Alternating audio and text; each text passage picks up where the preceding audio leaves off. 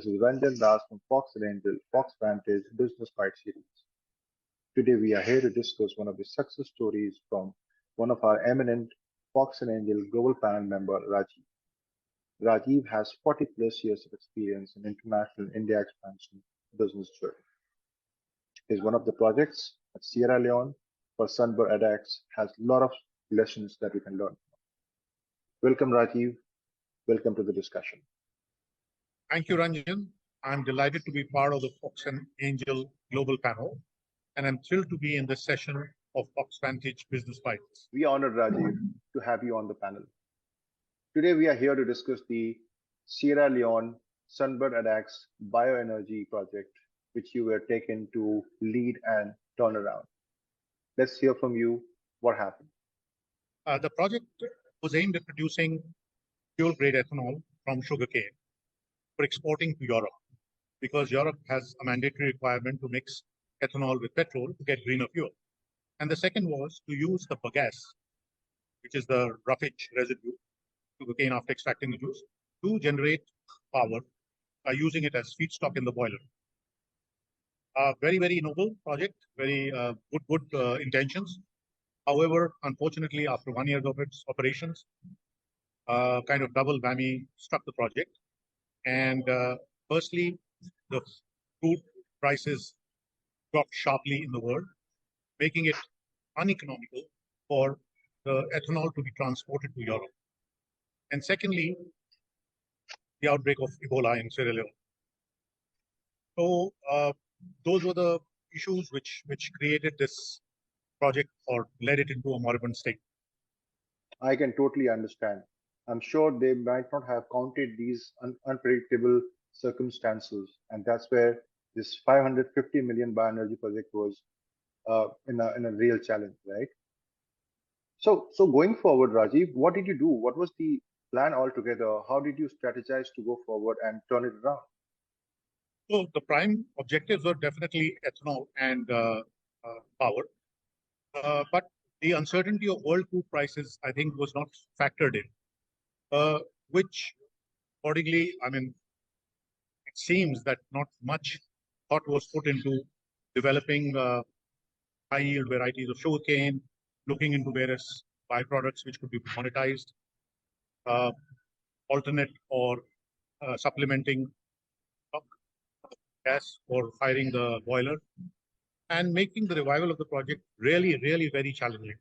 And also, I guess that at that point in time, the government was more interested for power to grid, and the Sunbird Addax was more interested for ethanol for EU.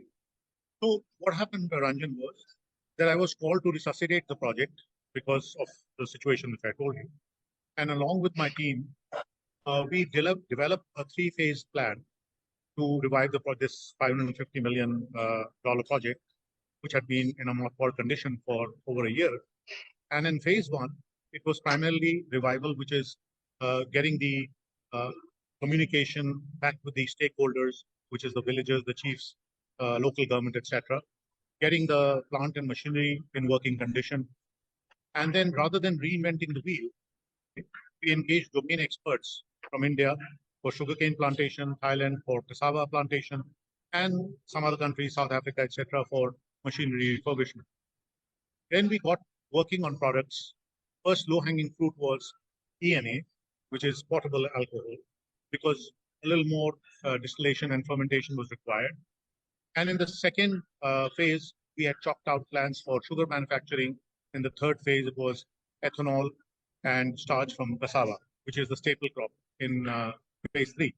Now, see, Ranjan, sugarcane, you must understand, is not a native crop of Sierra Leone. Oh. So the right varieties of sugarcane with optimal yield, sustainable in the Sierra Leone conditions, had to be established through a pilot R&D. And similarly, for the boiler feedstock, with some minor adjustments, we were able to tap into the naturally growing elephant grass. With minor adjustments, we were able to use that in the off-season to generate some power throughout the year.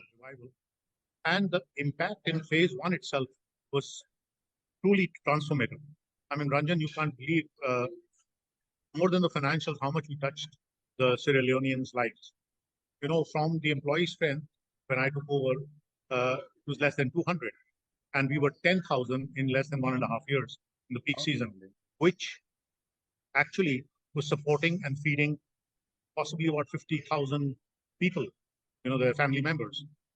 The area under cultivation in sugarcane went up 10x, up to 6,000 hectares, supporting the crushing capacity of 5,000 tons per day of the mill and 380,000 liters per day of fuel-grade ethanol and 100,000 liters per day of ENA, which is the extension we had made to monetize the byproduct. Peak exports to the national grid went up to 26 megawatt out of the capacity of 32 megawatt. Balance 6 megawatt was our captive consumption. And then the company maintained 400 kilometers of road network covering 53 villages in an area of 23,500 hectares, which had been leased out by the government to us, along with a 17-kilometer transmission line for exporting power to the national grid. Outstanding. So from the stage of it was virtually abandoned by the company, the Sunbird Addax, to the stage of putting life back to the entire project and making it more profitable, not in terms of finances only, but in terms of lives and people around. What a turnaround that was to us, because if you don't leverage the local advantages, if you don't leverage the international advantages, projects would never come through. You'll always have roadblocks, you'll always have hindrances, you'll always have challenges. You need to look into the factors which are unpredictable, you look into the factors which are something you can leverage on, and factors that can really make you grow from one strength to another. Failing in new market or new country is not permanent. It is about how you turn it around by leveraging the local and the international capabilities and advantages, and which is what you showed in this project. Outstanding, Rajiv, kudos. And I'm sure this is what we learned from this, that in any new market, it is never over till you succeed. You have to push through, you have to re-enter, or you have to retry. When you try best with best of minds, best of consultants, and that's where we come in picture. Rajiv, what do you have to say? You see, the eventualities and possibilities have to be weighed and have to be thought through and exploited.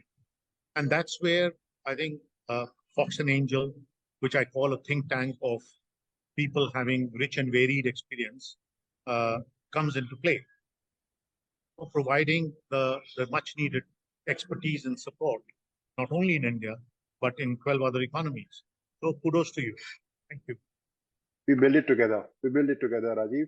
And thank you so much for sharing your success story. It gives us so much to learn from. And going forward, we certainly will leverage from this. See you again very soon. Till then, keep rocking. Thank you, Ranjan. My pleasure. Thank you so much, Rajiv. Thank you so much. Bye.